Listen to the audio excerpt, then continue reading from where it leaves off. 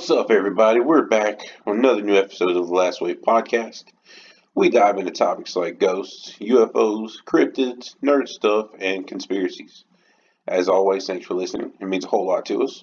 Check out our Facebook page as well as our Twitter. We now have an Instagram. We have our blog, which is getting a whole lot of traffic right now, as well as our Patreon. And on our blog, we also have some paid stuff. It's all just a few dollars. Our Patreon is set at like $1 or $2. Our blog is set at, I think the maximum is $3. It's just a really cool way to help out the program. And we do a whole lot. Like I said, we do the podcast, we do the blog, all this research, all this time we put into it. Plus, it also helps support our paranormal research group where we go out and research areas, ghost hunt, that kind of thing. So there's a lot of cool ways, a lot of really cheap ways. I mean, obviously all this is coming out of our pockets, time spent on research, etc. It's all paid for by us. So it's a cool little way to help. It'd be greatly appreciated. You know, we also I've put some ads on the blog. So on some of the articles you'll see ads. I only put ones that I at least trust or believe in or have used personally. So keep that in mind as well. Other than that, that's pretty much all we got. We'll get into it for today. Today we got a really interesting episode. We're going to talk about the Smithsonian Institute and the cover-ups of ancient evidence. And this is a theme I've been finding lately, as well as something that popped up numerous times in my past. Just watching History Channel and Discovery Channel, you'll find these instances where the Smithsonian Institute, or museum, have overseen removal or sequestering of objects. The Smithsonian, as I will call it, is an institute and museum where originally a group of buildings responsible for normal museum actions. In August 10th, 1846, the United States Congress passed the legislation 9 State 102, founding the Smithsonian Institute as an establishment dedicated to the increase and diffusion of knowledge. However, they are now one of the mainstream influencers in multiple research fields. They have grown to offer new facilities, and they have facilities in New York as well as their main buildings in D.C. They have their own publications written online, as in paper form, as well as a channel on most cable outlets. It is important to remember as we proceed that the Smithsonian has congressional politicians on its board of regents. Think of this as the history monitoring and changing arm of the government, hidden under the guise of historical and scientific research. Find an alien, send in Men in the Black. Find a strange skeleton, send in the Smithsonian. What this means is they, as a museum, more or less, have a lot of impact on what we know about history. This is apparently not a recent change, however. I have located numerous important and significant finds where the Smithsonian or affiliates were involved only for all of the evidence to be lost somehow. Ancient civilizations, giant skeletons, and other strange findings as well. It seems the theme has been to remove anything not fitting the main timeline put forward by the government and the religions of the world. From what I have read and seen, I would hazard to guess the archives and hidden areas of these facilities would rival finds that are hidden away in the Vatican archives. Easily. Well, I again have heard these rumors for years. One episode I was recently working on kind of reignited it for me. It was an instance focusing on Arizona and the Grand Canyon. In 1909, the Arizona Gazette published a story stating that a secret underground city had been found within the canyon. It is said that G.E. Kincaid, an archaeologist for the Smithsonian, had discovered traces of a lost civilization. Kincaid allegedly found tablets with hieroglyphics from ancient Egypt.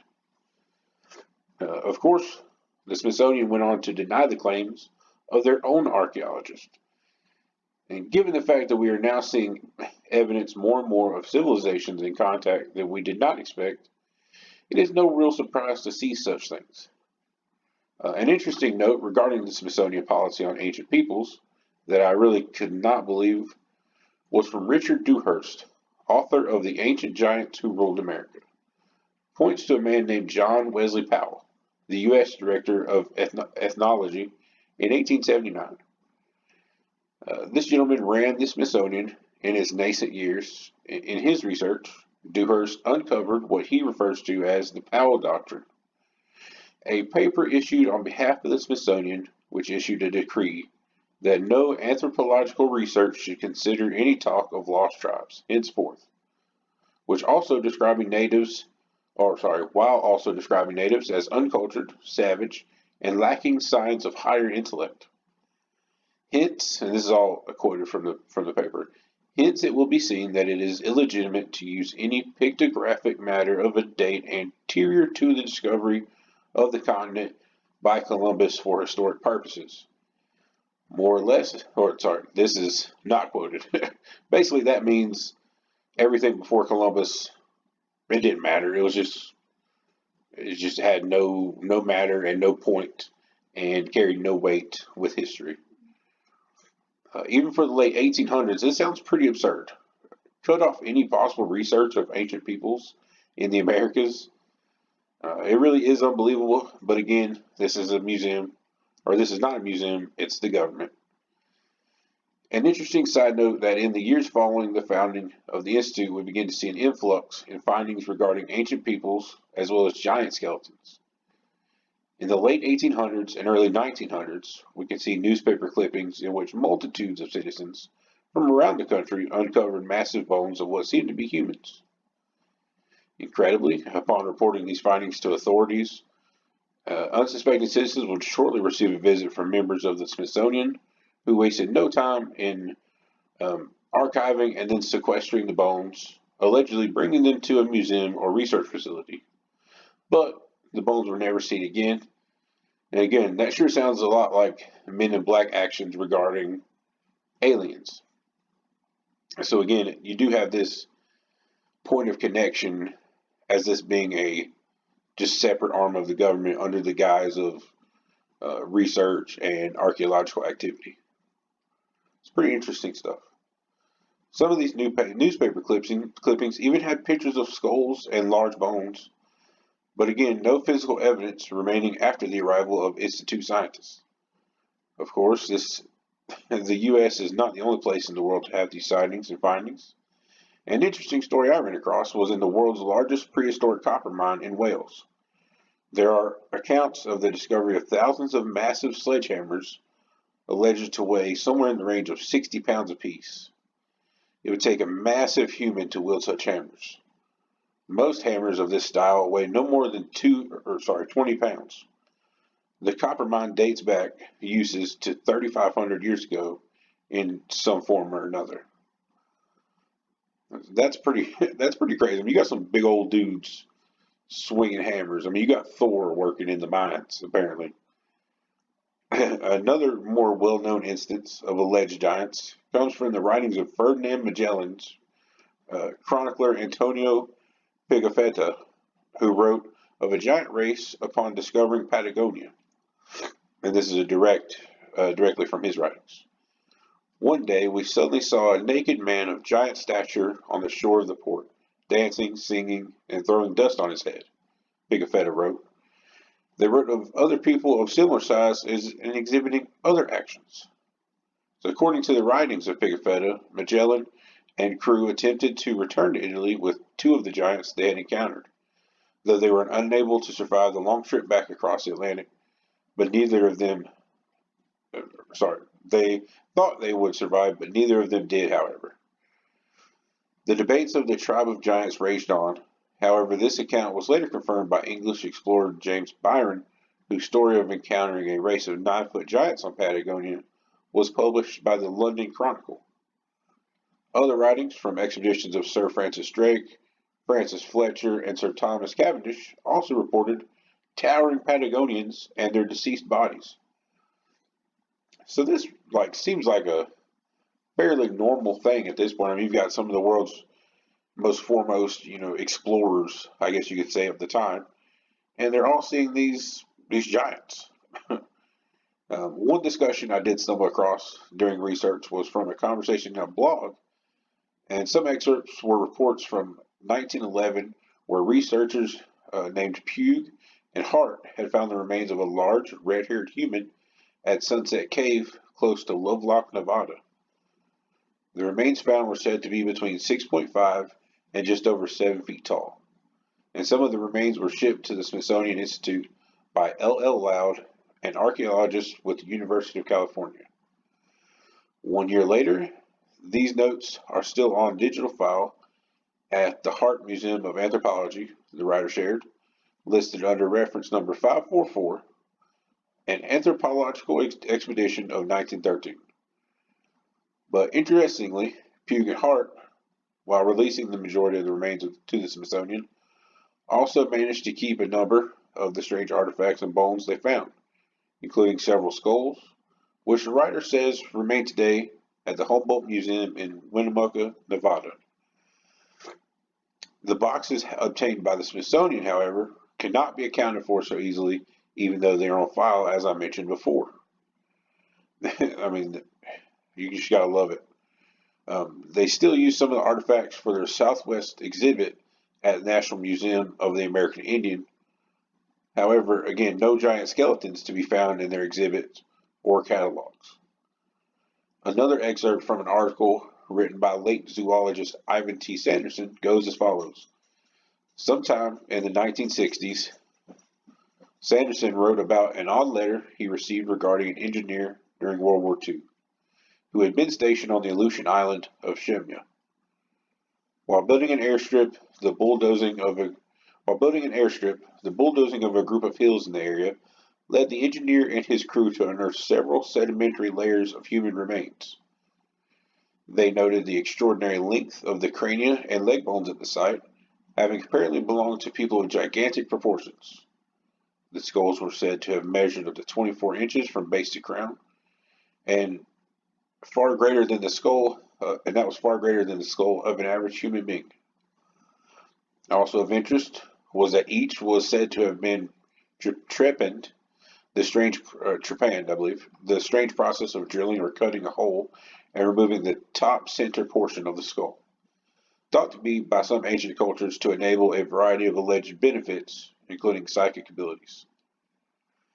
Sanderson actively began to search for more proof of this incident, and later was able to contact another member of the unit who he said confirmed the bizarre story. By all accounts, the remains were said to have been gathered by, of course, the Smithsonian Institute, but no record of where they were taken was ever issued. Sanderson seemed convinced that the Institute did indeed retrieve them, however, going as far as to say, is it that these people cannot face rewriting all the textbooks? I would say that this may be an easy way to put it. The cover-up, hundreds of years in the works, has been instituted for some reason. That reason is up to debate. Could it be that unlikely that notes, boxes, evidence just ends up lost somewhere along the trek back home, but only regarding these situations? It seems rather clear to me and other researchers that this institute was put in place to squash the truth and guide a narrative that is in line with the main storyline we have all been given since first grade.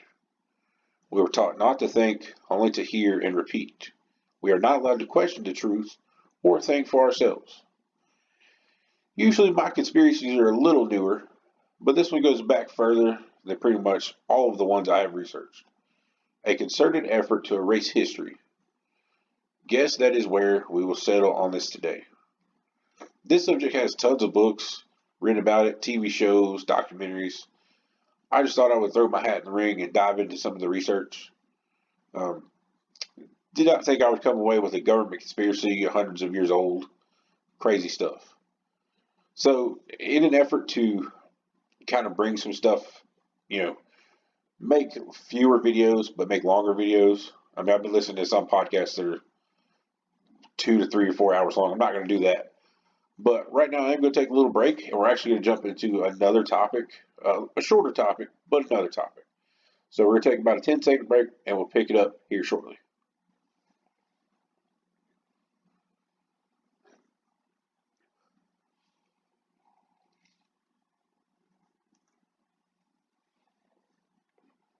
All right, we're back. That's kind of a cool little place where you could just I've listened this far. I could take a break, pick it up on the next topic later. It gives me a second to catch my breath and readjust, turn the computer back on, whatever I need to do. It's a good little break for everybody. Anyway, our next topic of discussion today is the exact opposite end of the size spectrum. I'm talking about small humanoid-like beings. I'm sure I have mentioned some of this before because this does venture into the fae or fairy type of being. I mean, maybe giants do as well, but honestly, I haven't made that connection yet, but it is very possible. Either way, today we're going to talk about a select group of beings that seem to have a ton of matching characteristics. And that's why I put them on this episode instead of a fae episode. They seem to be their own actual species and not necessarily a mystical creature. We have number one, the Pukwudgies, which have a lot of history in the Americas and will be getting their own episode at some point, so I'll include them only partially. We also have and will be focusing on the Kalanaro, the Boraro, and the Curupira. All four of these beings' origins come from different countries and continents, which make their stories incredibly compelling. One of my favorite cryptids, and the first I'd heard of in this little family, was the Kalanaro. Theirs was supposed to live in the area around the Congo and actually on Madagascar as well. They first came across my radar from a really incredible story regarding an alleged video of Navy SEALs doing an exercise on Madagascar. I'm sorry, in the Congo. And they encountered these beings, but due to the political kickback of acknowledging a secret operation on foreign soil, the video has been blacklisted, more or less, and this account actually comes from a former Navy SEAL himself. So the SEAL that reported on this covert operation in the Congo, he states that it was between 1997 and 2002, and the former SEAL relates that he was involved in covert operations in the Democratic Republic of the Congo. According to his account, his team observed a group of 13 chimpanzee-like creatures between 4.5 to 5 feet tall, uniformly gray all over their bodies, with rows of seemingly porcupine-like quills running the lengths of their backs. The unidentified apes walked bipedally and were observed by the SEAL team in the act of killing another animal. When the creatures became excited or agitated, the quills or spines stood erect on their bodies. A 2001 expedition in Cameroon, cryptologists showed the locals a picture of the Kalanaro, which they recognized and called the Dogu or the Dod. They say the animal can reach 8 to 9 feet tall. It fights with monkeys and gorillas, smells like dead things, and leaves 3-toed prints. That's one of the main important parts. It's reported to kill animals and leave their bodies, then come back to eat the maggots. The expedition guide, Pierre, at one time had tracked one for 7 days, and a body of one was supposedly discovered and given to a Frenchman. It doesn't list a name or anything in the research that I found. It's just something relayed to by the natives of the area. Supposedly, a live one was captured in 2000 and paraded through the village of Molundo in the Cameroon. The Tucano people, sometimes spelled Tucano with a K, so C or K, are a group of indigenous natives in the northwestern Amazon, along the Vapes River surrounding the area. They are mostly in Colombia, but some are in Brazil, and the Curupira is a mythological creature of Brazilian folklore. Its more monstrous Colombian version is known as Boraro, or the Pale Ones. Much like the Curupira, it has backwards-facing feet. Again, there we have the 3-toed strange footprint. It does say it's 3-toed as well. They have these backwards-facing feet to confuse their foes, and is a predator of local wildlife. So there you also have the fact that they are carnivorous, or at least omnivorous. Beyond its feet, however, it is far more grotesque in appearance. It's very tall, and to the extent that it is tree-sized, pale skin and covered in black fur, has large forward-facing ears and fangs. It also notes they have huge pendulous genitals.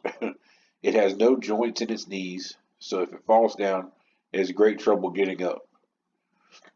It uses two main ways to kill its victims. First is urine is a lethal poison. Secondly, if it catches a victim in its embrace, it will crush them without breaking skin or bones until their flesh is pulp. Then it drinks the pulp through a hole made in the victim's head. After the victim's empty skin is inflated like a balloon, and they are sent home in a daze where they subsequently die. Now that just sounds like, I mean, that's reports from natives. And I understand, like, if you've listened to these type of episodes before, I side with what these people are seeing. Like, obviously, they know the difference between an orangutan, a chimpanzee, and like a dinosaur. So I usually side with these people, but that just sounds absurd. The main thing we're going to connect here is the fact that all these creatures, depending on their size, three-toed footprints, quills, or something along those lines, omnivorous, if not at least carnivorous, or they're carnivorous as well because they're obviously attacking creatures, so they're obviously aggressive. They are to be feared. It doesn't say any of these things should be walked up and hugged. So the main strangest thing that these ties together again is the backwards feet. I didn't mention it with, I believe, the Colonaro, but they have the three-toed footprint, and they're also said to have backwards feet. I cannot explain this. Nothing in the known world should have a structure like that, so it is quite unique. Of course, you have similar biomes that they live in as well. There are discrepancies in size. The Boraro are known to be much larger, but it's also said that the Colonaro could be quite tall as well. You also see most depictions showing these beings with quills or spiky hair, like I said before, and it's at least some type of appendage along their spine or head. The general similarities are far too strong to ignore. These do not seem to be normal cryptids. It is possible, especially in some places, like the Amazon, Madagascar, and even the Pukwudgies of the Northeast Americas. In the early days of native tribes and settlers, it is possible a small contingent of these humanoids survived. It is crazy. It's a crazy thought, but to me, I believe I have stated this before. Tribes people, Native Americans, etc. This is again me talking about that. They've lived in these places for hundreds of years or more. They know the difference between these animals and something more crazy. So the Pukwudgie, again, it gets its own episode because there's a lot more details about them because they are obviously here on American soil, so they'll get their own episode. But they are also said to have, strange footprints, usually small. Some type of quill or something along those lines is usually what you see with the depiction. And they are known by natives or native peoples. So, again, it's strange that you have America, Madagascar, South America, Africa. I mean, it's too many similarities in these beings. So I'm assuming they are a type of species of small humanoid. I don't even know if you would call them humanoid. I think humanoid is probably, I don't know. There's not really a word. I don't know if there's a word. I'm not a scientific, researcher. I read this story, followed this rabbit hole, and this is where I ended up kind of researcher. So there may be a word for that. I know there's the word digitigrade, which means their knees bent backwards, kind of like werewolf movies. So you have that, but backwards footprints, I don't think that's normal. And all these beings that look like Sonic the Hedgehog running around, but they're gray instead of blue. Other than that, I have no idea what they could be, but the evidence and reports are too similar to really ignore and to say that these are either fake or that they're not at least a similar species. I mean, you have size discrepancies in humans as well. Of course, obviously, you could have a 6'5" person, you could have a 4'2" person. You don't know. So it could be that that's, again, they are on their own species, but maybe one day we'll find one and we'll be able to know. But this is one of those mysteries and cryptids that you're like, hopefully we won't find one. And because if we did, again, as I talked about with the giants, the Smithsonian would shoot it, capture it, whatever they had to do to keep it quiet, because it would inevitably change the course of history, and the governments of the world do not want that to happen. So Yeah. So hopefully we won't find it. It's just one of those mysteries that hopefully will stay a mystery. But I firmly believe that these are their own type of species. Uh, but yeah, that's just my point of view. Like I said, I just followed some rabbit holes, followed some clues, and it led us to where we're at. So that's really all I've got for today. Thank you for sticking through. Probably one of our longest episodes to date. I do like this format. Um, I'm gonna probably try to do these regular episodes and a little bit longer, and then do the short waves. I know I've released at least one of those, just kind of like short episodes, kind of like more current news, get you through the week, that kind of stuff. And again, remember, we're on the blog. I put up at least 2 articles a week. I just brought on an editor for the blog. We have actually got our first sponsor for the blog and for this whole last wave empire type kind of thing we've got going on.